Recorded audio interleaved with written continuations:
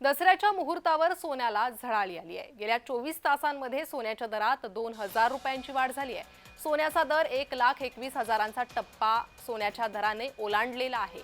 अमेरिकेचे राष्ट्राध्यक्ष Donald Trump यांच्या विविध देशावर लावलेल्या टॅरिफमुळे सोन्याच्या दरात वाढ झाली। त्यासोबतच जागतिक पातळीवर चीनसह अनेक देशांच्या सेंट्रल बँकांनी मोठ्या प्रमाणात सोने खरेदी सुरू केल्यानं आता त्याचा परिणाम म्हणून सोन्याच्या मागणीत मोठी वाढ झाली आहे। सोन्याच्या किमतीत दिवसागणिक वाढ होताना दिसते।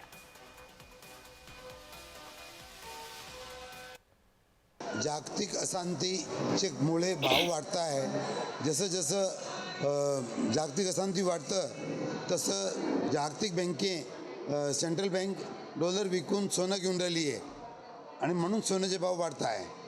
आता उद्या दसरा आहे, पण नवरात्री आणि श्राद्ध पक्ष चांगला गेलेला आहे। यात इतके भाव वाढून बी सोने आणि चांदीमध्ये गिराकी चांगली होती आणि पुढे बी चांगली राहील, कारण सोन्याने फार चांगला रिटर्न दिलेला आहे।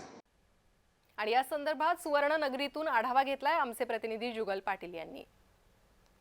जळगावच्या बाजारामध्ये दिवसेंदिवस सोन्यामध्ये भाववाढ होत असून दसऱ्याचा सण हा एक दिवसावर येऊन ठेपला असून जळगावच्या बाजारात आज सोन्याचे दर हे GST सह 1,21,000वर गेलेले आहे। आपण बघू शकतात जळगावच्या सुवर्णनगरीवर या ठिकाणी आहोत। सुवर्णनगरीत या ठिकाणी मोठ्या प्रमाणात सोन्याचे भाव हे वाढलेले आहे। अमेरिकेचे राष्ट्राध्यक्ष डोनाल्ड ट्रम्प यांच्या विविध देशावर लावलेल्या टेरिफ रेट धोरणामुळे तसेच सुरक्षित गुंतवणूक म्हणून जागतिक पातळीवर चीनसह अनेक देशांच्या सेंट्रल बँकांनी मोठ्या प्रमाणात सोने खरेदी सुरू केल्याने त्याचा थेट परिणाम जळगावच्या या बाजारात या ठिकाणी झालेला आहे।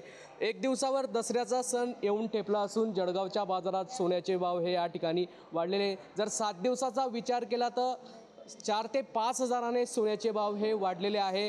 आगामी काळात देखील सोन्यात मोठी भाववाढ होऊ शकते असा अंदाज सुवर्ण व्यावसायिकांनी या ठिकाणी व्यक्त केला आहे। आज GSTचे दर हे 1,21,000वर गेलेले आहेत। चांदीचे दर देखील वाढलेले आहे। दसऱ्याचा सण हा अवघ्या एक दिवसावर येऊन टेपला असून ग्राहक या ठिकाणी जर विचार केला तर ग्राहक हे वेट अँड वॉचच्या भूमिकेत आहे। कुठेतरी सोन्याचे दर कमी झाले पाहिजे अशी अपेक्षा मात्र ग्राहकांनी व्यक्त केली आहे।